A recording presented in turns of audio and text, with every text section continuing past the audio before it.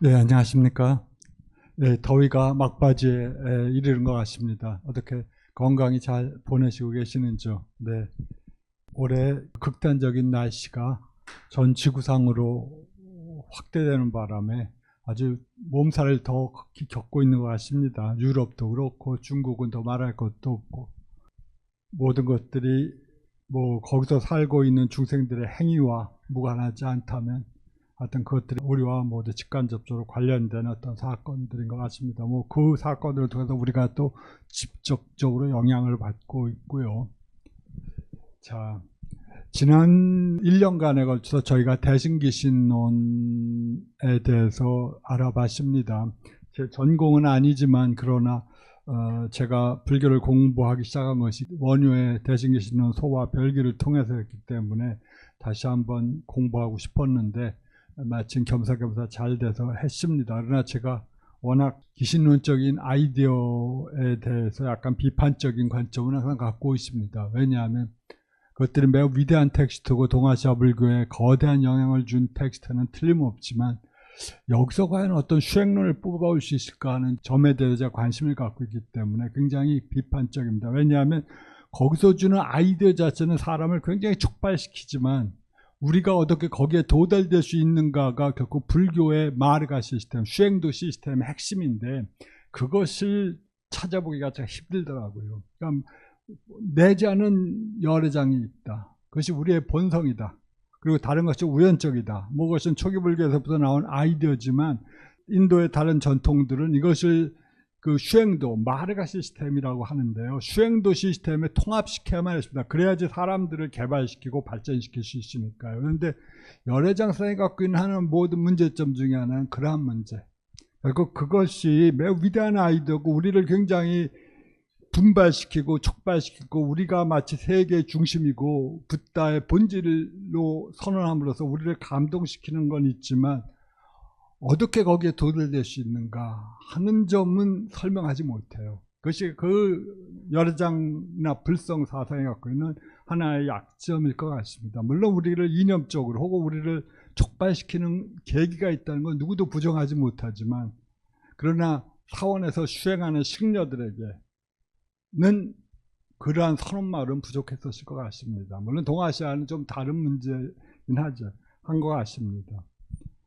하여튼 뭐 그러한 것에 관심을 갖고 있을 때는 제가 기신론에 대해서 기신론이 뭐 당연히 중국에서 대략 550년 전후에 편찬된 텍스트라고 하는 것이 거의 이제 학계에서 거의 정설화된 사실이니까 그 당시 중국인들이 갖고 있었던 열애장과 새로 도입된 유식사상의 융합을 통해서 이 세계, 이 마음의 구조를 설명하려고 하는 새로운 시도였지만 그러나 그것들은 제가 볼 때는 하여튼 마르가 시스템의 결여는 중국 불교에서 지속적으로 문제가 된 것 같습니다.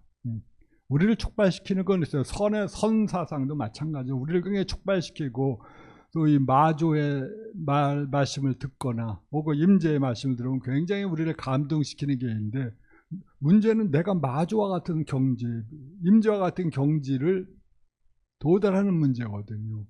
그런데 그것이 힘든 것 같습니다.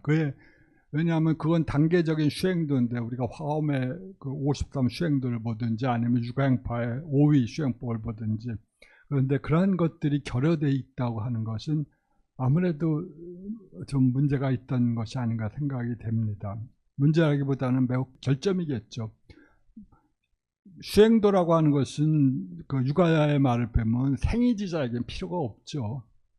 그것은 학이지자와 고니지자에게 필요한 겁니다. 배워서 도달되는 단계, 그리고 매우 힘들게 노력해서 도달되는 단계에게 수행도가 필요하지 태어나면서부터 전생에 무한한 공덕으로 아는 자에게는 수행도는 필요가 없죠. 붓다나 위대한 십지보살, 전생에 십지보살의 행을 닦은 사람은 그 전생의 기억을 갖고 이 상에 태어날 텐데 그런 자들에겐 기본적으로 수행도란 필요 없을 겁니다. 과거에 이미 닦았던 바라니까요.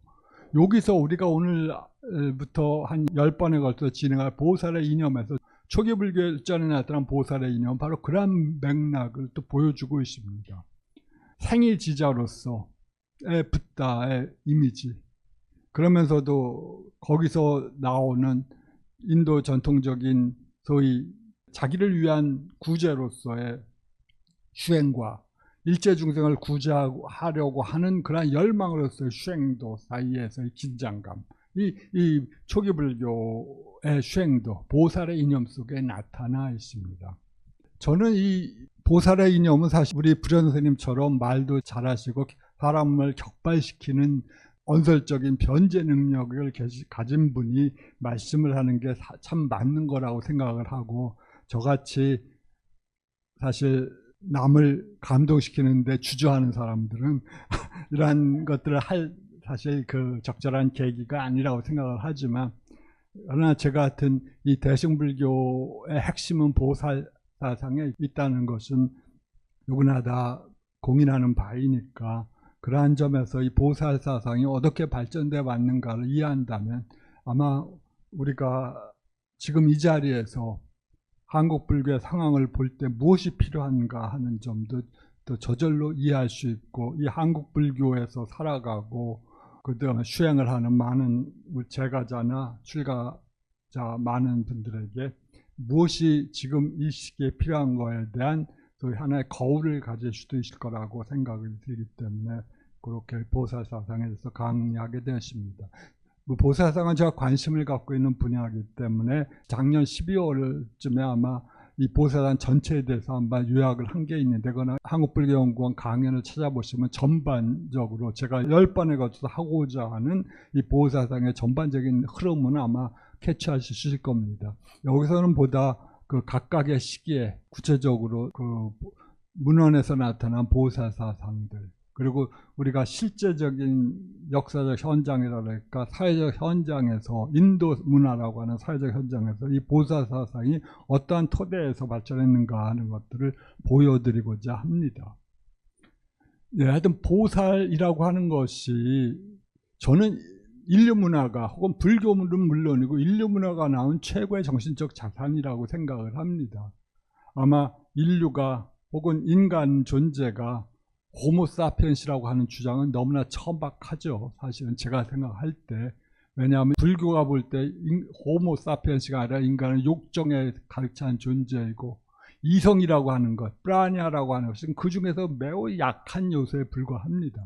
그리고 우리가 그 호모사피엔스라고 하는 이름 하에서 저질러졌던 그 얼마나 많은 오류들이 역사적으로 나타나는가를 알면 그런 호모사피엔스의 이상에 대해서 그렇게 이젠 더 이상 그것이 인간과 다른 동물들을 구별시키는 징표라고 생각하지 않을 겁니다. 오히려 보살상이 보여주는 자기 완성의 이념들, 그러한 완성을 통해서 도달된 상태에서 모든 중생을 구제하려고 하는 열망, 그러한 것들이야말로 사실 인간 존재가 의지할 수 있는 가장 위대한 정신적 유산일 것 같습니다. 저는 다른 그 위대한 정신적 체계도 많죠. 초기 기독교의 체계도 매우 위대하고, 그다음에 다른 이후에 인류가 만들어낸 혹은 인류가 창출해낸 여러 가지 위대한 사상들이 있지만, 그러나 이 보살상만큼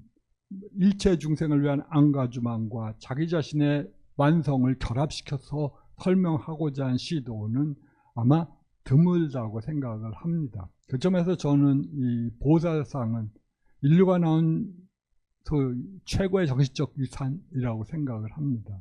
문제는 이 위대한 보살상이 지금 우리들에게 있어도차도 뭔지도 모르고, 또 너무나 이것이 일반화되어 있기 때문에 그 의미 자체도 퇴색하고, 그래 상고불이 하와중생이야 하는데 거기에 담겨있는 실제적인 의미들, 그것들이 그 당시 이 보살상이 태동했을 때 얼마나 인간들을 격발시켰던 하나의 위대한 아이디어였다는 것들을 잘 실감하지 못하고 있습니다. 우리 문화와는 달리 인도 문화는 굉장히 개인주의적이거든요. 그러한 개인주의적 사회 속에서, 그리고 개인주의, 가문 중심의 그 좁은 그 세계관 속에서, 그래서 어떤 사람들은 인도에서 태어나서 인도 바라문 출신에서 함부르크에서 교시 생활을 했던 슈르니바산이라고 하는 분들을 그 인도의 정신문화의 특성을 하이스 프리바티시무스라고 불렀습니다. 구제의 사유주의라고 불렀어요. 오직 자기 자신만을 위한 구제가 인도의 정신문화를 특징적인 거다. 그거에 비해서 동아시아 문화는 조금은 낫지 않습니까? 모든 것이 레토릭에 지나지 않겠지만 적어도 유가적 문화는 뭐 휴신제가 치고 평천하 이상을 갖고 있죠. 물론 저는 거기에 대해서 굉장히 부정적입니다. 욕망을 극복하지 못한 상태에서 어떻게 치국평천하가 이루어지겠어요. 그리고 그 욕망이라고 하는 기본적으로 에고이즘인데, 에고이즘과 관련된 개인주의 혹은 가족주의를 극복하지 못하는 한 그러한 것들은 사실은 레토릭에 지나지 않죠. 그러한 것들 통해서 이 정의로운 사회, 평화로운 사회를 결정하겠다고 하는 것은, 도가적 이상도 마찬가지로 매우 위대한 아이디어는 틀림이 없습니다. 근데 그러한 인도 문화가 갖고 있는 그러한 특히 그러한 개인주의적 구제의 성향이 강한 문화에서 이러한 보살의 아이디어가 도출되고 만들어지고, 그 다음에 그곳의 기원 전후를 통해서 수없이 많은 인도의 불교도들을 열망 속에서 추구하도록 했다고 하는 걸 생각하면 매우 위대한 정신적인 어떤 추구였던 건 틀림없을 것 같습니다. 물론 모든 위대한 정치적 추구는 시작이 있고 끝이 있죠. 그것은 당연히 인도 불교가 쇠망할 무렵에 그 힘을 잃어버리게 되었지만, 그럼에도 불구하고 그것들은 그 몇백 년간 인도의 불교도를 묶어주었던 하나의 위대한 정신적 통합체였던 건 틀림없을 것 같습니다. 그러나 그 사회적 맥락이 다르고 역사적 전통이 다른 이 동아시아로 불교가 들어왔을 때 내용 자체, 명상적 전통이라든가 궁극적인 것들의 무엇인가에 대한 아이디어는 사람들을 매우 감동시켰지만, 그러나 그 것들을 주동했던 중추 세력으로서의 보살에 대한, 보살이 무엇인가는 그 동아시아 사회에 그렇게 뿌리내리지는 못했다고 생각을 합니다. 그래서 그것들은 뭐 우리 과거에 있어서도 뭐 조선시대나 고려시대에서도 이 보살의 이념 자체가 그다지 널리 퍼지지는 못했던 것 같습니다. 그건 현재도 마찬가지죠. 네, 그래서 이 보살이라고 하는 소위 의식이 불교의, 특히 대승불교의 아이덴티티와 직결된다고 하는 인식은 없습니다. 그래서 뭐 불교, 대승불교의 꽃이라고 스스로 주장하고 저도 인정하지만 서원불교의 전통에서 거의 보살관념을 나타나지 않지 않습니까? 근데 그것이 없는, 보살관념이 나타나지 않는 불교, 대승불교는 대승불교가 사실 아니에요. 그것은 성문주의죠. 그러니까 한국의 선불교가 성문주의로 흐르고 있다고 하는 것. 소위 말해서 그들이 불교 전통이 비판하고자 했던 삼승의 전통에서 성문신과 독각신의 전통 속으로 그냥 안주하지 않습니까? 그것은 불교가 극복하려고 했던 그 개인주의적 해탈의 이상을 넘어서 보다 더 위대한 이 일체중생의 구제, 그걸 통한 자기의 완성이라고 하는 이 보살의 이념이 우리 불교도들의 혹은 불교를 수행했던 사람들의 의식 속에 그렇게 깊이 뿌리내리지 못했다는 걸 보여주는 것 같습니다. 저는 뭐 이 선불교를 일종의 성문주의라고 생각을 합니다. 성문식이라고 생각을 합니다. 물론 성문식이 나쁘다는 의미는 절대 아닙니다. 저는 성문식이 굉장히 위대한 사상이라고 생각을 하지만, 더구나 그러나 보살 사상의 관점 속에서 볼 때 한계도 분명히 있습니다. 그리고 특히 제가자가 볼 관점에서는 당연히 그 한계는 있겠죠. 그래서 저는 여기서 이 보살 이념을 보통 초이경전, 니카야와 아함에서 어떻게 나타나는지, 그 다음에 자타카와 뒤따르는 불전문학에서 어떻게 전개되고 있는지, 그리고 이러한 것에 토대를 두어서 초기 대승경전에서 이러한 보살의 이념이 어떻게 텍스트 속에서 갑자기 유행하게 되는지, 그리고 이것들이 어떻게 체계화되는지, 그리고 실제 그 다음에 이것이 대략 5세기, 5, 6세기까지인데 그 이후에 실제 인도 사회, 인도의 불교 사회에서 어떻게 이 보살 이념들이 대승의 발전과 더불어 확립되어 가는지를 한번 살펴보도록 하겠습니다. 자, 이 보살은 우리 한문에서는 보리살타의 준말입니다. 그래서 보살로 따오죠. 그래서 보티사트바라고 보통 산스크리트어로 말하고 티베트어로는 보리사타라고 발음합니다. 그래서 대승불전, 특히 산스크리트 불전에 나타난 이 보디사트바의 중요한 의미를 보통 하르다에는 7개로 드는데 그 중에서 3개 정도가 중요합니다. 나머지는 매우 부수적인 의미고요. 이 보디사트바의 의미는 보리라고 하는 것이 깨달음, 보리거든요. 깨달을 각이라고 할 때 각. 또 각유정이니까 깨달음을 향해 나아가는 중생들을 의미합니다. 직역으로 하자면. 그리고 2번째가 보리에 헌신하거나 보리에 매달리는 자의 의미를 갖고 있습니다.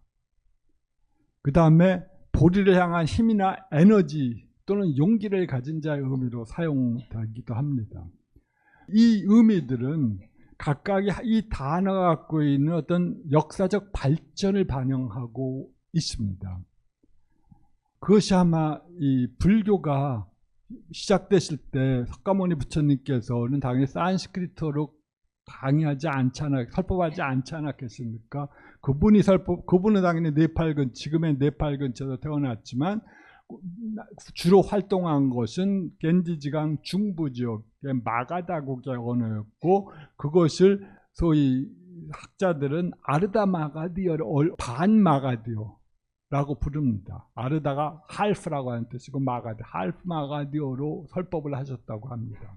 그리고 그것이 모태가 빨려가로 되고 빨려는 그 북서쪽에 이루어졌던 방언입니다. 그런데 인도는 산스크리트라고 하는 표준어가 있었지만 산스크리트라고 하는 말이 인공어라고 하는 뜻입니다. 인공어, 만들어진 말. 그것은 특히 학자들이나 선지자들에 의해서 만들어진 언어고 불변하는 구조를 갖고 있다고 인도 그 산스크리트 브라만들은 주장했어요. 불교는 그걸 거부했지만 그런 아이디어를.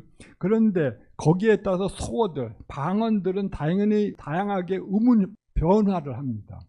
우리가 뭐 서울 사람이지만 지방에서 말하는 전라도 사람들이 말하거나 경상도 사람이 말하거나 충청 사람들이 말하는 걸 대략 알아듣지 않습니까? 인도 사회에서도 그 당시 문화적 중심이었던 북부 지역에서는 어느 정도 이 의문 현상의 변형이 어떤 곳에서는 아가 강조되고 어떤 곳에서는 그 아가 오로 발음되기도 하고 등등이지만 그러한 의문 현상의 차이를 사람들이 대략 일상 언어에서 이해하고 있었습니다. 그 의문 현상의 각각의 차이는 지방 사람들의 차이, 그 발성의 차이에 따라서 변화되겠죠. 그러니까 부처님께서는 알다 마가드로 발음했지만 다른 지역 사람들은 대략 저런 의미려니 하고 대략 이해했었습니다. 그리고 또 그곳에서 온 사람들이 부처님의 제자가 돼서 배운 후에 그곳으로 가서 가르쳤을 때는 조금 더 그 의미가 정확하게 전달이 됐겠죠. 이 보살이라고 하는 것도 그런 여기서 나오는 의미는 이 보티사트바라고 하는 후대에 확립된 명사형입니다. 즉 그런데 이 2번째 보리에 헌신하거나 집착하는 자는 이시 방언에서 사용했던 말로 보티사타라고 하는 말, 빨려 보티사타인데 이 발음상의 문제 때문에 이것이 이 빨려가 굉장히 축약해서 발음하는 경향이 있기 때문에 이것이 보리에 집착하는 자라고 하는 의미를 갖고 있습니다. 그래서 이런 의미로 갖고 있고 그다음에 보리를 향한 힘이나 열정은 그 일종의 그 베다에서 말한 사트반 힘을 가진 자라고 하는 의미에서 나타난 의미입니다. 그리고 이것은 티베더에서 보리살타를 번역할 때 장즙센파라고 번역하는데 이것은 보리를 향한 용기 있는 마음을 가진 자라고 하는 뜻입니다. 즉 그래서 이것들이 다 각각의 전거들을 갖고 있는 단어들입니다. 그러니까 이 3가지 의미 정도만 이 보살 개념에 대해서 이 3가지 정도의 의미가 있다는 걸 이해하시면서 이것들이 어떻게 변화되었는지를 보시면 됩니다. 이 보살이라고 하는 단어는 아까 제가 하이스 프리바티시무스라고 하는 그 슈리니바사 내용을 통해서 인도의 정신문화에서 매우 독특한 현상이라고 말씀드렸습니다. 불교만이 갖고 있는 그러한 특성들 혹은 불교를 넘어서 사문전통이 갖고 있었던 그렇지만 불교가 가장 대변했었던 그러한 이상이라고 하는 점을 말씀드립니다. 이타행에 대한 열정이 초기불교 붓다에게서도 나타납니다. 그런데 이런 매우 독특한 문화현상으로서 이 보살의 이념이 어떻게 시작되었는지는 당연히 다른 곳에는 찾아볼 수가 없겠죠. 그래서 이 보살 사상의 발전과 관련해서 불교 외적 요인과 불교의 내적 요인으로 나누어서 당연히 접근을 하게 됩니다. 불교가 발전할 당시 그 외적 요인으로서는 자이나교가 있었고, 그 다음에 동시에 불교가 발전되면서 강력했었던 마하바라타라고 하는 인도의 대서사시들이 있습니다. 마하바라타라든가 라마야나는 인도의 대서사시입니다. 그야말로 일리아드와 오디세이 못지않게 기이다란 것입니다. 이 마하바라타의 일부가 바가바드 기타로서 나타나는 그겁니다. 그런데 바가바드 기타가 뭘로 하면 이 크리슈나를 향한 믿음이거든요. 헌신의 바크테 요가라 해서 헌신의 요가입니다. 그리고 행위의 요가고 지혜의 요가라고 보통 말을 합니다. 우리가 어디에 궁극적인 존재와 합의를 하기 위해서 그야말로 그를 절대적으로 믿고 헌신하는 것이 바크티 요가, 신의 요가라고 불려주는 그런 바크티 요가고, 그리고 행위의 요가는 그것들이 이 세계 속에서 우리가 살아가면서 이 욕망의 세계 속에서 살아가면서 부득이한 경우 그 자기의 친척이지만 자기의 사촌이지만 그들과 전쟁을 벌여야 되는 이 마하바라타의 서사적 구조 하에서 이 주인공이 어떻게 이 사심 없이 에고에 빠지지 않고 궁극적인 그 신의 뜻을 실현하기 위해서 어떻게 실천해야 되는가 하는 점을 행위의 요가로 말합니다. 행위하라. 욕망에 따르지 말고 행위하라. 사회적 의무에 따라서 행위하라 라고 하는 것이죠. 일종의 정의의 선언일 것 같습니다.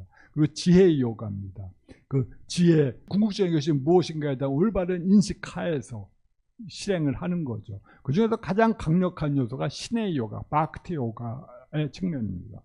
그래서 그 열정들, 이 보살 사상을 추동했었던 그 열정들을 보면, 그리고 궁극적인 붓다가 점차적으로 믿음의 대상으로 대승불교에서 변하는 걸 보면 분명히 바크티 요가적인 측면도 있습니다. 신의 요가적인 측면도 있습니다.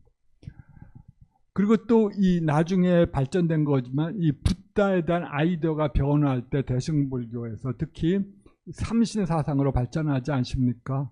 하나의 붓다가 보편적인 우주적인 붓다로서의 법신불, 그 다음에 이 법신불이 각각의 시대적 상황에서 나타나는 응신, 석가모니불과 같은 역사적 붓다로서의 응신불, 그리고 이 중간에서 이 중생들을 구제하기 위하여 나타나는 보신불들이요. 예를 들어 미륵보살과 같은 그런, 혹은 미륵보살이나 관세음보살과 같은 그런 보신불의 역할들이 대승불교의 불신관에서 나타나는데, 그것이 바로 페르시아 종교에서 소위 조르아스타교에서 나타나는 그런 아이디어와 유사하다는 점에서 그것의 영향이 아닌가 하는 점을 추적하는 학자들도 있습니다. 그러나 그것은 특히 조르아스타와의 영향은 매우 부차적입니다. 그것은 매우 삼신사상, 조르아스타의 그 아이디어가 분명히 기독교의 삼위일체적 아이디어에도 영향을 주었고, 혹은 불교의 삼신사상에도 영향을 분명히 일정한 영향관계가 있다는 건 틀림없지만,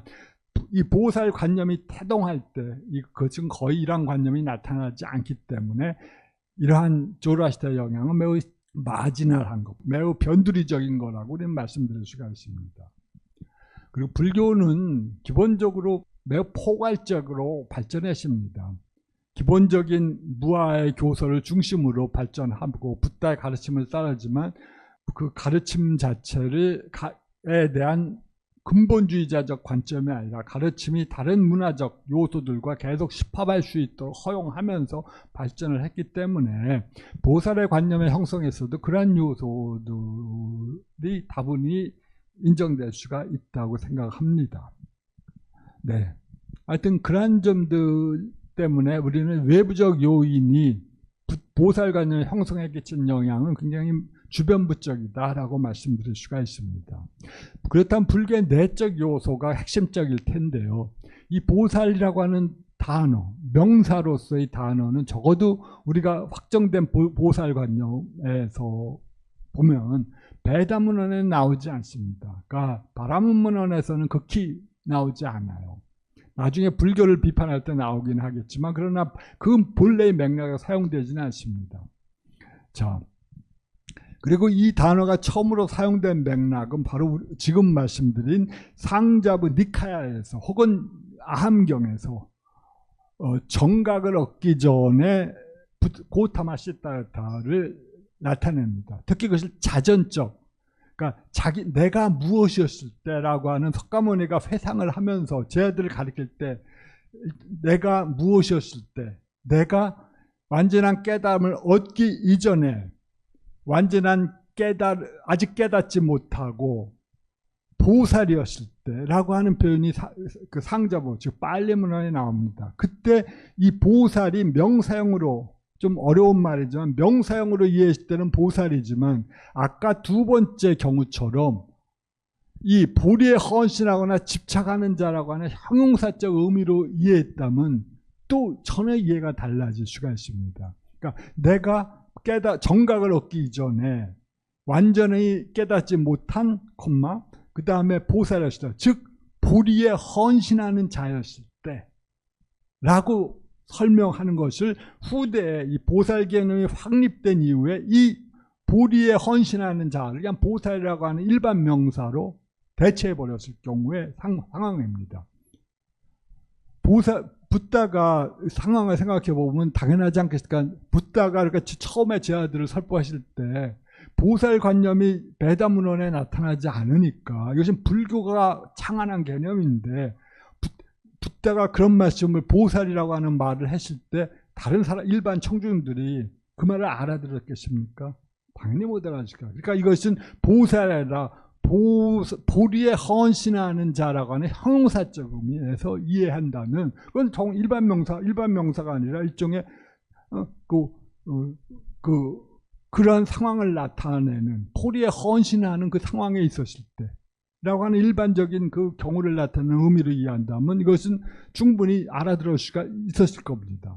그런 의미에서 그 상황의 차이를 이해하시면 좋을 것 같습니다.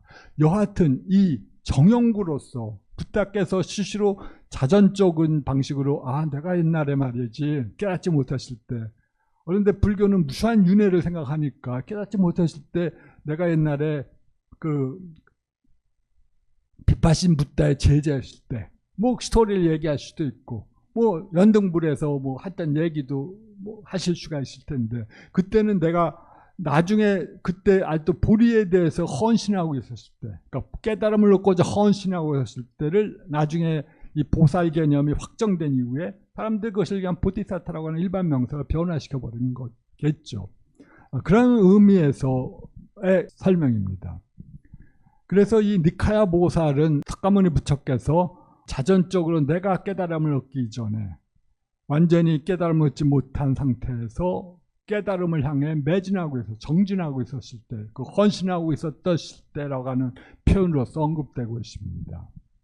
이때 보살 개념은 후대에 확립된 것처럼 결코 삼승, 연각승이나 성문승과 대비되는 그런 개념이 아닙니다. 이것들은 단지 보리에 헌신한다, 그야말로 목숨을 건다라고 하는 의미에서 그런 의미입니다. 이때 이 니카야의 보살이란 자전적인 의미에서 석가모니 부처께서 말씀을 하셨을 때 이 보살이라고 하는 의미 혹은 보리에 헌신하는 자라고 하는 의미는 세 가지 정도의 맥락을 가지고 나타납니다. 두 가지 정도의 의미인데, 첫 번째가 현생에서 정각을 위해서 수행하는 경우입니다. 붓다께서는 깨달음을 얻으신 후에 당연히 제자들을 붓다를 붓다로 만드는 게 뭐겠습니까? 설법입니다. 타인들을 위한 안가주망, 타인들을 자기와 같은 깨달음으로 올리겠다고 하는 그야말로 순수한 이타적인 열망들이 붓다로 만들었다고 불교도들은 생각했습니다. 그리고 그것은 붓다만이 갖고 있는 고유한 성질들이죠. 대비심이라고 하는 점에서. 그런데 그 설법 대상인 다른 사람들, 제자들을, 그것이 제가제자이든 신가제자이든 간에 그들을 깨달음으로 이끌고자 할 때는 뭐가 필요하겠습니까? 수행도가 필요합니다. 그 수행도는 붓다께서 자기가 깨달음을 어떻게 내가 도대체 왜 깨달았는가를 부처님께서 회고하셨을 때 우리가 알고 있는 가장 정형적인 것은 자기가 왜 깨달았는지를 깨달으신 후에 부처께서 회고하실 때 12지연기를 통해서 깨달았다는 사실을 모든 것이 조건주어진 상태에서 그 조건성을 연기성을 깨달았기 때문에 자기가 비로소 왜 깨달았는지를 이해하셨다고 말합니다. 모든 것이 인과성에 놓여있고 그런 걸 통해서 깨달았다고 하는데 제 아들을 깨닫게 하기 위해서는 당연히 자기가 깨달았던 수행도를 가르쳤지 않겠습니까? 마르가는 수행도는 부다에게는 이미 필요 없어요. 깨달은 자에게는 수행도가 필요 없습니다. 필요한 것은 제 아들이에요. 깨닫지 못한 자들에게 수행도가 필요합니다. 그럴 때 이 현생에서 정각을 위해 수행하는 제 아들에게 내가 과거에서 이렇게 보리에 매달리고 보리에 헌신하는 자였을 때 어떻게 했는가를 다시 설명하는 경우입니다. 그리고 두 번째 경우는 전생의 공덕으로 인해 무수한 이미 좋은 성질들, 우리가 30 이상 80종이라고 불리는 이미 좋은 퀄리티들이, 심적인 성질들이나 외적인 성질 모습들이 이미 태어난 직후에 어린 보살이었던 석가모니 부처의 어린 이 모습에 나타나 있다고 하는 그런 아이디어였습니다. 이러한 것들이 니카야 보살에서 나타난 두 가지 특징입니다. 첫 번째, 현생에서 정각을 위해 수행하는 경우는 그 목적은 바로 제 아들을 보다 높은 단계로 깨닫게 하기 위한 붓다의 자비로운 설법이겠죠. 그때 우리들이 알고 있는 정형화된 수행도들 석가모니께서는 말합니다. 그때는 부처께서는 그거 보시면서 무엇이 나를 깨달음으로 이끌었는가를 설명하실 때 불선한 마음의 상태를 극복했다고 본인이 했습니다. 불선한 마음의 상태를 극복하고 선한 마음의 상태를 개발했다. 그때 불선한 마음의 상태는 여러 가지가 있겠지만 이 욕망의 세계 속에서 살고 있는 사람들에게 불선한 마음의 상태는 뭐겠습니까? 우리가 십선업이나 그걸 통해서 말한 것처럼 남을 죽이지 않는 거라든가, 특히 출가자에게 중요한 것들은 남의 여인을 탐하지 않는 겁니다. 성적인 욕망을 컨트롤하고 자제하고 브라마짜리야, 청정한 범행을 지켜나가는 거거든요. 그래서 이 불선한 마음의 상태를 특히 이러한 성적인 욕망의 컨트롤, 억제라고 하는 점에서 말하고 있습니다. 그것은 대상이 주로 출가 제자들이었다는 걸 고려하면 뭐 당연할 겁니다. 불교 전통은 항상 이 브라마짜리야, 이것이 범행이라고 보통 범행하는데 브라마의 행위거든요. 이 브라마는 장가를 들지 않았나 봅니다. 그래서 이 성적인 행위를 하지 않았나 봐요. 그러니까 그 당시 불교도들은 그러니까 그는 이 범천의 단계까지 올라갔다라고 생각을 합니다. 범천의 단계까지 올라가지 않은 다른 천신들은, 욕계에 사는 천신들은 항상 다른 여인들을 탐욕하거든요. 그래서 이 색계의 천신들을 보통 범천이라고 부르고 그 중에서 최고를 대범천이라고 부르는데, 이 욕계의 천신들은 항상 남의 여인들을 탐합니다. 그래서 이 아슈라의 여인들을 탐하기 위해서 이 욕계의 천신들이 항상 아슈라들과 싸우거든요. 전쟁을 한다고 하는데, 근데 이러한 불선한 마음의 상태를 극복하고, 그리고 두 번째, 내적인 수행으로서 샤마타 수행을 하라. 그래서 마음을 적정히 하고 삼매에 드는 것들을 권장합니다.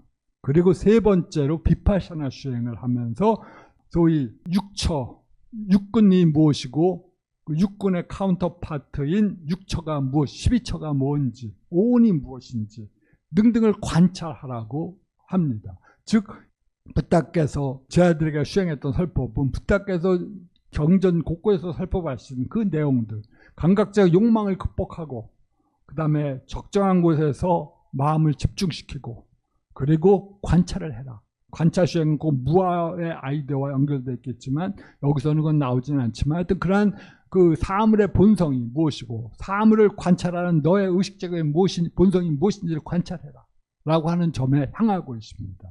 이것들이 현생에서 정각을 위해서 수행하는 제 아들에게 내가 이런 방법을 통해서 수행해서, 내가 보살이었을 때 이런 방법을 통해서 수행해서 비로소 그 과보로서 내가 지금 깨달음을 얻었으니까 너희들도 당연히 나의 제자라고 한다면 이런 방식으로 수행을 해야만 한다라고 그 요구하신 거라고 보입니다.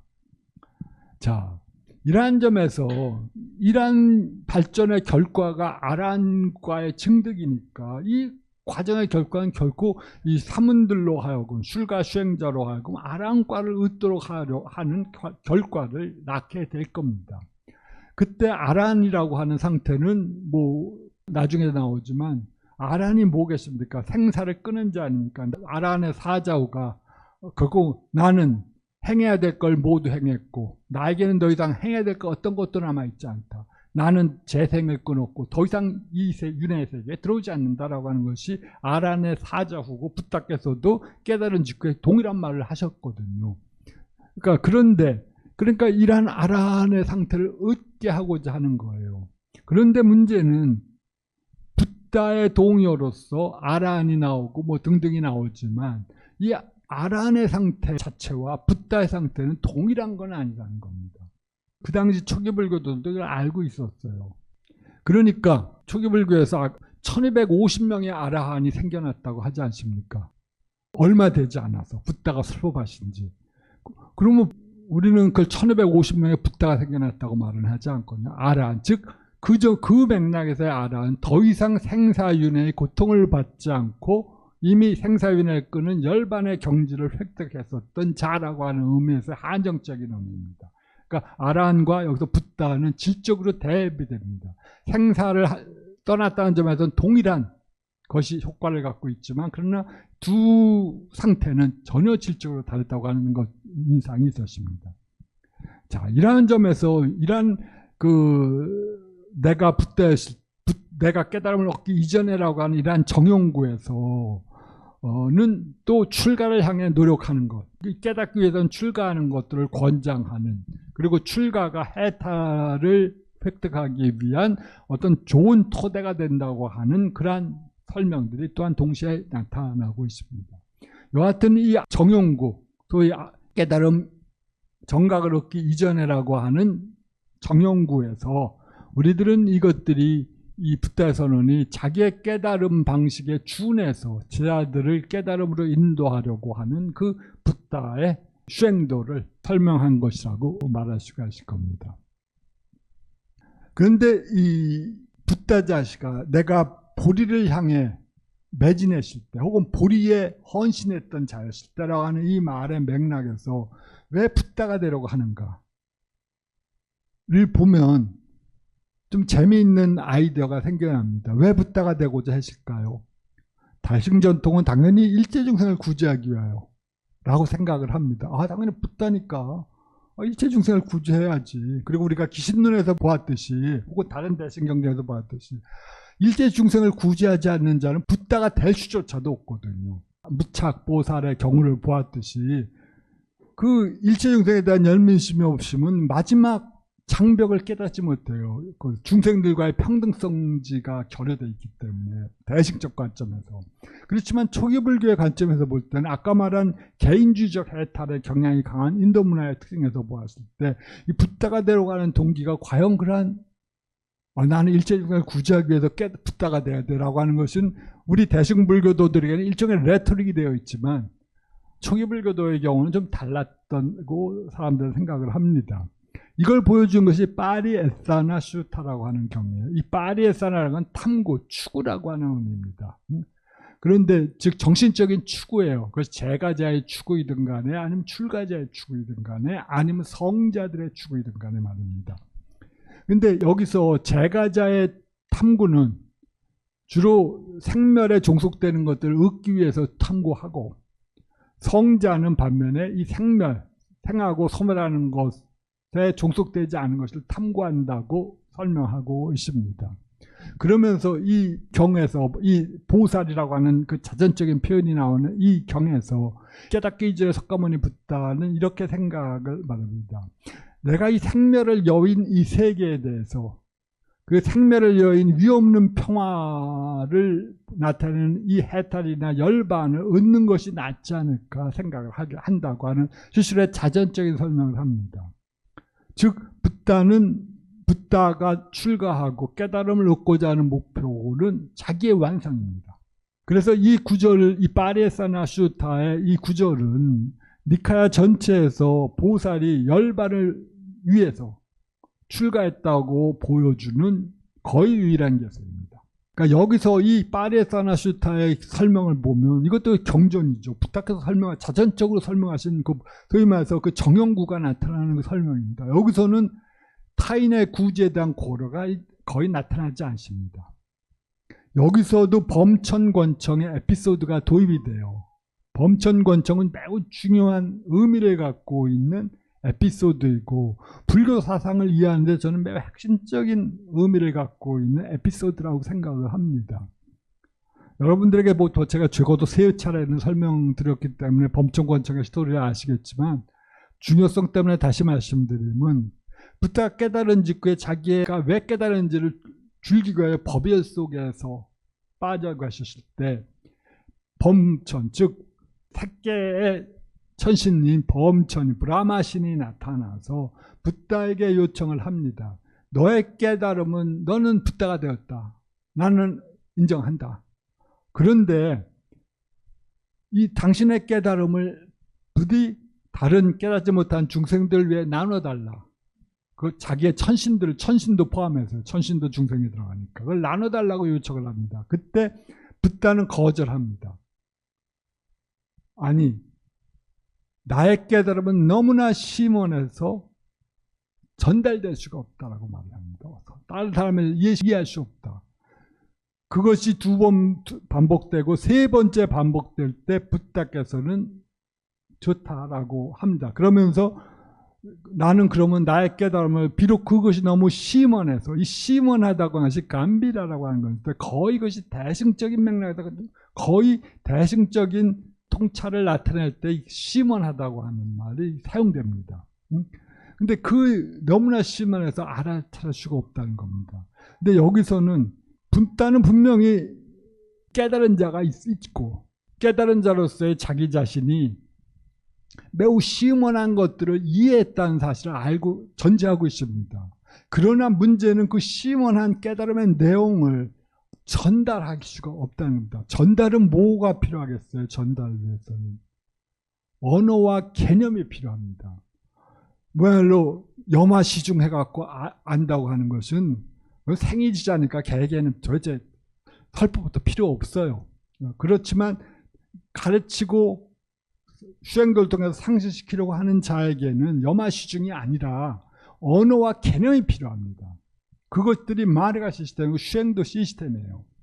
그런데 이 수행도 시스템이 그러니까 이 범천권청의 일화에서 본다면 자기의 깨달음과 1대1로 매칭하지는 않는다고 하는 자각이 붓다에게 있었습니다. 그리고 그 자각은 대승불교에서도 그대로 나타납니다. 언설로 표현된 모든 것은 그것이 설사 붓다가 말한 거라고 하더라도 이것은 리얼리티와 대응하는 것이 아니다라고 하는 사실. 언어는 언어일 뿐이다. 언어는 어떤 것들을 한정함으로써 그 전달하는 힘을 갖고 있지만 기본적으로 붓다의 깨달음은 마치 헛과 같기 때문에 그것들을 한정할 수가 없는데 어떻게 이 한정적인 단어와 용어를 사용해서 그건 역사적인 맥락도 갖고 있고 지역사회적인 문화적 맥락도 갖고 있는 단어들인데 그걸 통해서 어떻게 이 허공과 같은 어떤 장애도 없는 붓다의 깨달음의 상태에 들어가게끔 하겠는가 하는 그런 딜레마가 나타납니다. 물론 그러한 딜레마가 대승불교도가 직면했었던 딜레마일 뿐만 아니라 이미 초기에서 붓다가 설법을 결심하고자 했을 때 직면했었던 딜레마였습니다. 이것들은 언어와 설법과의 긴장관계, 언어와 설법 그리고 깨달음과의 비대칭적인 관계에 대한 붓다의 인식을 아주 적나라하게 보여주고 그것들이 기본적으로 출발점입니다. 그리고 이 붓다가 이 경에서 왜 내가 나의 깨달음의 내용을 사람들에게 설법하기를 망설인 이유는 그렇게 설명해도 얘네들의 수준에서는 도대체 이해할 수가 없거든요. 그리고 이해해봤자 제 마음대로 이해하고 그러니까 붓다가 이걸 보면서 이걸 고려하면서 피곤해. 이 피곤하다는 단어가 그 맥락에서 나타납니다. 그 대중들에게 설법할 때 이 성과가 없는데도 설명해야 되는 피곤함, 선생의 피곤함이죠. 네? 특히 선생이 뛰어나면 뛰어날수록 하나 말하면 하나는 알아들어야 되는데 10개를 말해도 하나도 못 알아듣는 붓다의 견지에서 볼 때 설명하면 얼만큼 이것이 피곤하겠습니까? 그리고 당혹스럽고 짜증이 나겠죠. 이 단어를 사용해서 내가 해봤자 걔네들 이해하지도 못하고 오히려 나의 피곤만이 증지될 뿐이야 라고 하는 생각 때문에 거절한다고 하는 말이 나옵니다. 그런데 그럼에도 불구하고 이 3번에 걸친 브라마의 권청, 범천의 권청이 있었을 때 붓다께서 설법을 하고자 마음을 먹었던 것은 그 깨달은 이후의 이 새로운 요소들, 대비, 일체 중생에 대한 조건 없는 대비라고 하는 새로운 정신적 요소가 가미되었다고 생각을 하는 겁니다. 이 경전은. 그 대비, 그리고 그 깨달은 새로운 요소, 심적 요소가 뭐냐면 고통받는 일체 중생들을 구제하겠다고 하는 그런 심적인 상태가 새롭게 붓다에게 나타났다는 거예요. 그리고 그것들이 그렇기 때문에 이 자기의 피곤함, 자기의 짜증을 무릅쓰고 소득이 없지만 그러나 도움이 된다면 기꺼이 하겠다라고 하는 그러한 생각이 붓다에게 들었다는 겁니다. 그렇지만 이 것들은 깨달음을 향한 집적인 모티베이션과는 다른 차원의 얘기라고 하는 거죠. 그래서 이 대비라고 하는 것이 나중에 대승불교 전통 속에서 붓다만의 그는 고유한 18불곡법의 하나로서 고유한 성질 하나로서 거론되는데 그것은 그 붓다만이 즉 깨달은 이후에 붓다를 붓다로 만드는 퀄리티라고 하는 그런 것입니다. 물론 비심은 누구나 갖고 있어요. 우리도 갖고 있고 우리도 고통받는 개들을 보면은 굳이 동물 애호가들이 고통받고 있는 고양이나 고통받고 있는 강아지를 보면 구제해가지고 살펴보는 아주 착한 마음을 보여주지 않습니까? 그리고 다른 성문들도 고통받는 중생들에게 법을 설하는 그런 자유로운 마음을 갖고 있지만 조건 없는 연민이라고 하는 것들은 없다는 거죠. 그것만 붓다만이 갖고 있는 거라고 하는 그런 설명입니다. 이렇게 볼 때 이러한 수행자보다의 니카야 보살은 대승불교의 모델로서는 아닙니다. 그것은 상자부 쪽에 따른 이상적인 인물로서 자신의 정신적 완성을 1차적인 목표로 설정했던 그런 수행자로 나타나고 그 목표의 끝은 당연히 아란의 성취죠. 자, 이러한 자리의 추구는 매우 위대한 겁니다. 더구나 남을 괴롭히지 않으면서 남에게 피해를 주지 않으면서 남이 주는 최소한도의 보시로 만족하면서 가난과 궁핍 속에서 자신의 정신적 완성을 위해서 헌신하는 태도는 그야말로 위대한 거죠. 누구라도 그런 모습을 조금이라도 보여주면 우리 불교들은 물론이고 다른 종교를 믿는 사람도 그러한 분들에 대해서 굉장히 존경을 할 겁니다.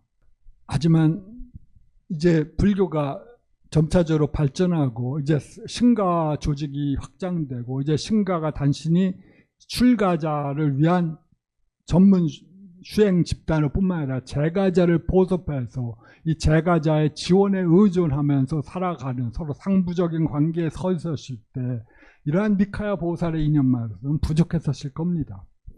또 당연히 출가자와는 다른 방식으로 재가자들에게 설법했을 때도 또 다른 방식이 필요했겠죠.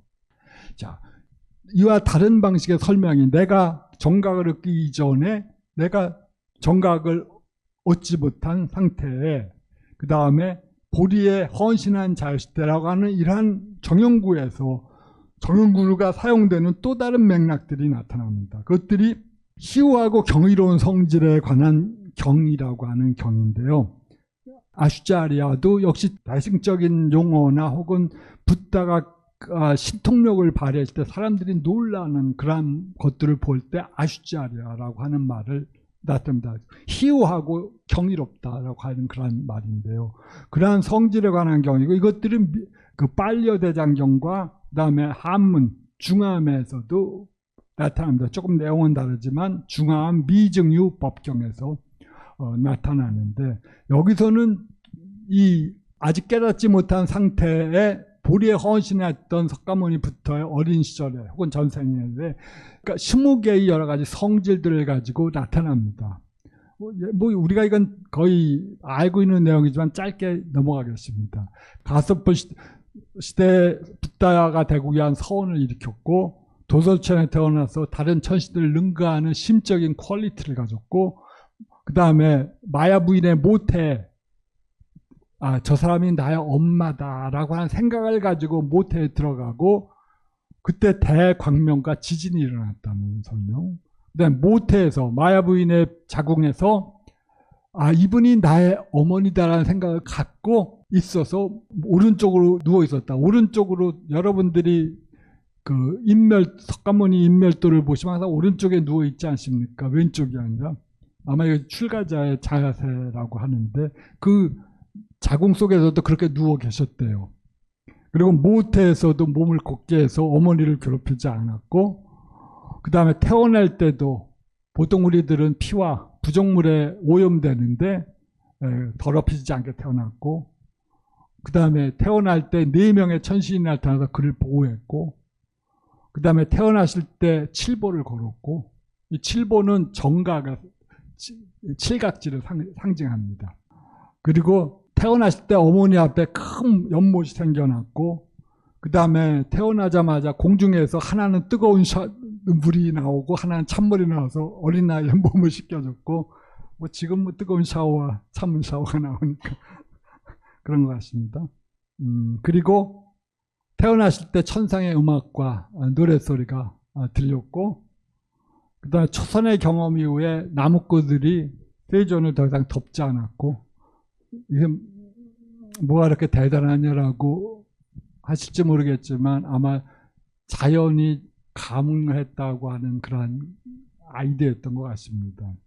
따라나무의 그늘이 이 세존의 몸을 또한 덮지 않았고 원숭이가 꿀을 공양했고 이 원숭이가 꿀을 공양한 얘기는 여러 가지 그 놀라운 신변으로서 계속 나오거든요. 붓다가 근데 이것은 붓다가 이렇게 이 스토리의 얘기는 붓다께서 제 승가를 만들었는데 그것서 사람들이 또 계속 싸우는 거예요. 제 아들이 너가 잘났느니 내가 잘났느니 그리고 서로 우리가 어떻게 수행해야 되는지에 대해서 서로 싸우니까 붓다께서 진짜 짜증을 난 겁니다. 진짜 얘네들은 뭐가 중요한지 몰라 하면서 화를 내서 혼자 제 아들을 떠나서 멀리 숲으로 걸어갔을 때 원숭이가 이 지친 마음에 세종께 꿀을 공양했습니다. 그걸 보고 세종께서 큰 위안을 받으신 것 같아요. 그걸 나타냅니다. 그러니까 가마력이 말 못하는 중생들에게도 미쳤다는 걸 보여주는 거고요. 근데 가사가 말할 때까지 구름이 멈췄다. 이것도 가사라고 하니까 설법을 하면서 돌아다녔을 때 붓다께서 이 비구름이 우기에 돌아다녀도 비구름이 붓다의 몸을 덮이지 않은 겁니다. 산매에 들었을 때 아무리 강력한 천둥 소리가 벼락 소리가 들려도 붓다께서는 그 깊은 산매 속에서 깨어나지 않았다고 하는 거지. 그다음에 홍수에 걸을 수 있도록 땅이 쏟아져 나왔고 마라가 6년 동안 그를 유혹했지만 성공하지 못했고 7년간 계속 신수신법 할 때 단염철을 수행했다고 하는 겁니다. 그것이 19번째, 15번째 스토리들입니다. 이러한 것들은 분명히 정가 이전의 사건들과 정가 이후의 사건들이 혼재되어 나타납니다. 네, 그것들은 읽어보시면 뭐 그것들이 우리가 알고 있는 스토리들이고 그리고 여기서 깨달으실 때 나는 이 세상에서 가장 높고 소위 천상천하 유아독존의 원래 형태 이 세상에서 나는 모든 세상 사람들보다 나는 가장 아그라 최고의 위치에 있고 가장 뛰어나며 가장 존귀하다. 그리고 이것이 나의 마지막 생이며 더 이상의 재생은 없다. 아란의 사자후죠.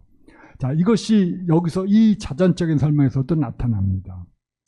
자, 이러한 방식으로 나타나는데 이 경에서 이 희유경의 특색이 뭐냐면 바로 이런 보살의 희환 성질의 나열에서 붓다의 성질과의 공통적인 접점들이 나타납니다.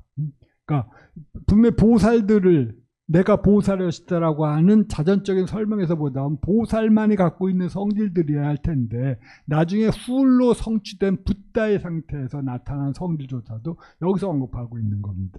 그것은 즉 일종의 보살과 붓다가 정신적인 연장선상에서 혹은 우리가 보살을 붓다의 아들이라고 부르는 것처럼 그러니까 이 붓다의 아들로서의 보살이 나중에 성장했을 때 붓다가 되었을 때의 퀄리티들을 그대로 갖고 있어야만 한다고 하는 그런 아이디어를 이 경은 보여주는 겁니다. 뭐 당연히 붓다의 아들이라고 하는 관점이 그렇죠. 자, 이러한 것들은 이 수행적인 동기가 여기서 당연히 포함되고, 두 번째 이 보살로서의 수행을 위한 완성된 수행을 위한 동기부여가 내가 이렇게 수행했을 때 어떠한 과보가 있냐, 붓다와 동일한 퀄리티를 나는 얻을 수 있다라고 하는 그러한 것들이 강력한 동기부여가 되었을 겁니다. 네. 그리고 말씀드렸듯이 이것들은 이상적인 붓다 모델로서의 붓다의 성격들을 자기가 보살로서 이미 추체험하고 있고 추경험하고 있다는 그러한 사실을 통해서 일종의 연결을 확보하는 겁니다. 완성된 붓다와 완성되지 않은 미래의 붓다로서의 보살 사이에 정신적인 퀄리티가 서로 연결되고 있다고 하는 그러한 아이디어를 이미 보여주고 있는 겁니다. 이 희유경은. 그래서 이 경에서는 이 가섭불의 등장도 바로 시승의 역할이라고 하는 맥락에서 다시 의미가 있습니다.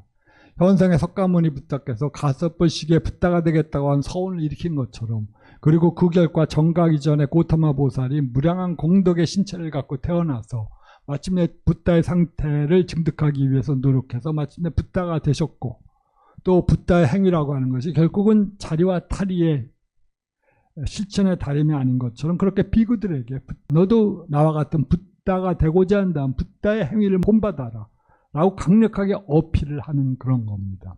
그러면서 미래의 붓다와 완성된 붓다 사이에 가교를 설정하는 겁니다. 연결점을 확보하는 거죠. 자, 이러한 아이디어가 결국 어디로 발전했냐면 결국 하나의 가문이라고 하는 아이디어로 발전합니다. 붓다의 가문은 나중에 붓다 방샤라고 하는 그런 걸로 나중에 불전문학에서 붓다의 일생을 설명하는 붓다의 전기문학으로서 매우 사랑받지만, 이미 초기경전에서도 대앞바다나 마앞바다나 슈타라고 하는 디가니카야 14번째 경에서 전생불 비파신의 서울로서 나타납니다. 비파신은 전생 6불 중에 한 분이죠. 바로 석가모니 식전의 붓다인데, 당연히 비파신이 너는 미래의 붓다가 될 거야 라고 예언하니까 석가모니 붓다가 후계자로서 등장을 하는 거거든요. 그리고 지금 이 시대에는 석가모니 붓다께서 미륵불을 마이트레야 붓다를 너는 미래의 불이 될 거야 라고 하니까 그것이 미래의 불로서 확정되는 거죠. 아마 그 다음 시기에 미륵불의 시기에는 또 다른 붓다께서 그 법의 황태자의 자리로 등장하겠죠. 이런 가문의 아이디어가 여기서 나타납니다. 이러한 희환 성질에 관한 경에서 서술된 붓다의 희환 성질은 사실 과거불에 대해서 그대로 적용이 되어버립니다.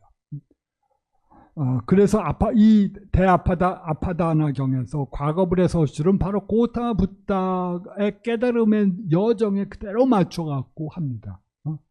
그래서 과거불에서 과거불 비파시는 보살로서, 또 어떤 경우에는 왕자로서 그대로 서술되고 있습니다. 그리하여 이 미래의 붓다는 이 희유경에서 서술된 그런 똑같은 성질들을 석가모니 부처가 희유경에서 그렇게 서술되었듯이 똑같은 그런 성질을 가지고 나타난다고 간주되고 있습니다. 이것은 뭐 종교학적으로 매우 일종의 원형 회귀라고 하는 아이디어일 수도 있고, 또는 불교의 관점 속에서는 붓다의 메시지에 하나의 영원한 법칙성을 인정하는 그런 겁니다. 이것은 단순히 이례적 사건이 아니라 이것은 과거불에서도 그렇고 그 과거불에서도 똑같은 메시지가 모든 붓다가 전한 메시지다 라고 하는 그런 아이디어입니다. 그래서 따라 붓다의 메시지, 붓다의 그 행위에게 일종의 법성, 이것은 변치 않는 영원한 이법이다 라고 하는 아이디어를 제공하는 그러한 장치로서, 따라서 붓다에게도 이 자이나교의 모델에 따라서 가문의 계보가 설정되었을 겁니다. 자이나교는 불교와 매우 친밀한 관계에 있는 종교 아닙니까? 여기서 자이나교는 현재 마비라는 24번째인가 그렇고 그 전에 23개의 선행하는 진화들, 승리자들이 있었다고 말합니다. 그런데 그 계보들이 확립되는데 이 계보들이 확립된 시기가 거의 이 기원전 3, 4세기경에 이 자이나교에 있어서도 깨달은 자의 계보가 확립돼요. 이것들은 굉장히 가문적인 혹은 족보적인 관점에서 중요한 거라고 생각이 됩니다. 초기불교적 아이디어에서 이것들이 무슨 의미가 있을지 모르겠지만 그러나 이 가문적인 아이디, 계보의 깨달은 자의 계보라고 하는 것들은 매우 중요하게 여겨졌던 것 같습니다.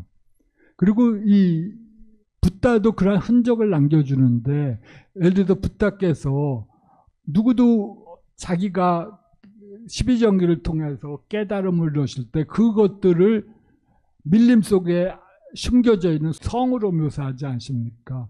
자기가 밀림 속에 숨겨져 있는 성을 발견했는데 자기가 처음으로 이걸 발견했다고 생각을 했었는데 알고 보니까 이 길은 과거불들이 걸어갔던 길이었다. 즉 12지 연기, 연기는 과거불들이 이 길을 따라 걸어감으로써 그 붓다의 상태에 도달했다고 하는 사실을 알거든요.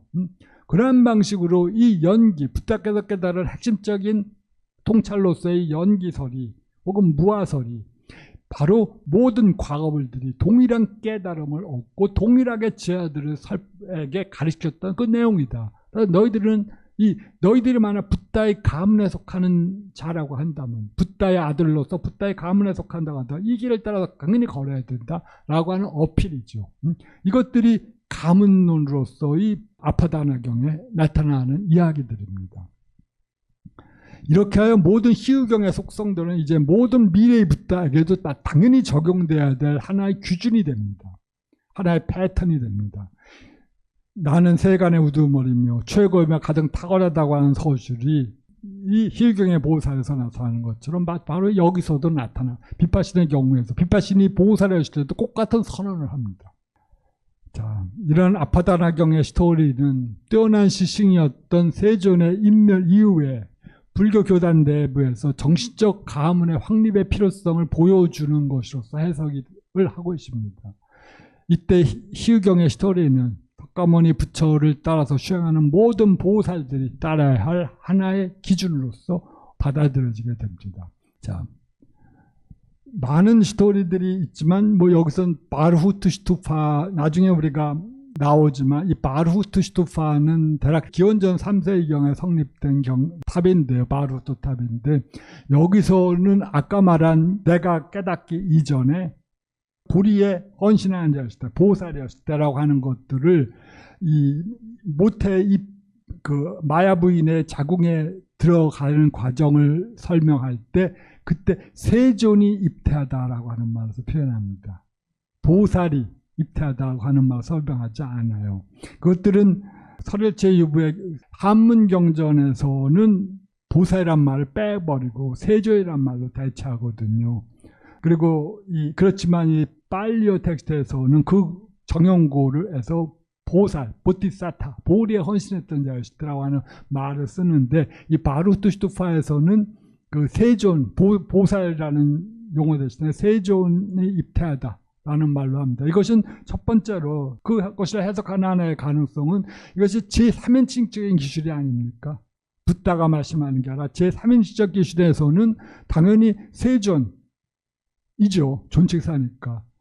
그가 어렸다고 하더라도 나중에 붓다가 된 건 틀림없는 사실이니까. 우리가 마야 부인을 보살의 어머니라고 부르지 않고 세존의 어머니, 붓다의 어머니라고 부르는 것과 똑같은 맥락에서 그렇게 이 세존이 입퇴하더라고 하는 말로서 했다고 하는 경우가 설명이 있고, 또 하나는 아직 이 보살이라고 하는 것들이 하나의 형용사로서 보리에 헌신하는 자 정도의 의미에서는 사용되었지만 아직 명사, 정형화된 고유명사 혹은 명사로서는 확립되지 않았다는 사실일 수도 있습니다. 그러나 어떤 것이 맞을지는 모르죠. 어차피 이 보티사타라고 하는 팔리오가 두 가지 의미를 동시에 갖고 있으니까요. 어떤 시점에서 이걸 보느냐, 또 1인칭적 시점에서 보느냐, 3인칭적 시점에서 보느냐에 따라서 그 해석이 달라질 테니까요. 내가 만약 붓다로 설법했다면 내가 보살이었을 때라고 당연히 말하지 않았을 것 같습니다. 내가 불에 헌신했던 자였을 때라고 말했겠죠. 그러나 제3인칭적 시점에서 그걸 보면 보살이셨을 때라고 했겠죠. 그것도 이 바루트슈트파에서는 그 마야 부인의 입퇴 과정을 설명할 때 세전, 바가마티, 오카마티라고 하는 설명으로 하고 있다는 걸 보여주게 돼서 바루트슈트파를 보여줬고요. 도설천에서의 하강 모습도 하나의 정형화된 방식으로 모든 미래의 붓다는 정형화된 방식으로 당연히 도설천에서 하강합니다. 다른 천계에서 하강하는 게 아니라 도설천에서 하강하는데 그런 하나의 이상적인 이데알 티푸스로서의 아이디얼 타입으로서의 원형을 보여주는 스토리들입니다. 근데 이것들이 초기 불교에서 특히 초기 경전 니카야라든지 아니면 아함에서 나타나는 보살의 용례입니다. 그리고 그것은 매우 주목할 만한 가치가 있는데 그 이후의 발전은 또 굉장히 우리가 다음번에 다룰 방식은 바로 이제 자타카 문학에서의 보살 개념입니다. 매우 급격한 변화를 보여주고 있습니다.